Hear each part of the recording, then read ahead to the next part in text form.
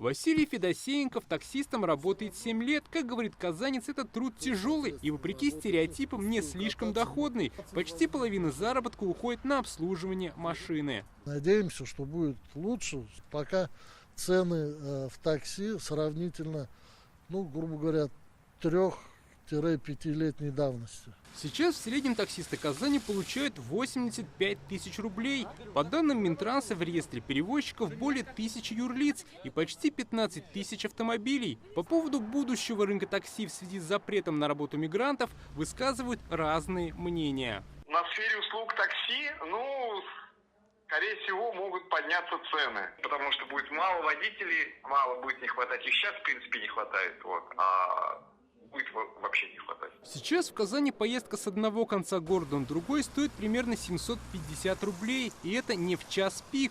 По поводу запрета на прием мигрантов и будущего такси казанцы высказывают разные мнения. Мигранты же тоже разные. Кому-то можно что-то доверить, кому-то это проверять просто надо, достойно они работают или нет. То, что они не знают язык, может знают, может не знают, это не самое главное, но мне кажется, то, что они ездят очень безобразно. Федеральные эксперты отмечают, на дорогах должно стать более безопасно. Рост цен же продиктован факторами, не связанными с мигрантами. Полагаем, что и Республика Татарстан не станет в этом плане исключением, и пассажиры не почувствуют негативных последствий. В целом же норма направлена на повышение качества услуг,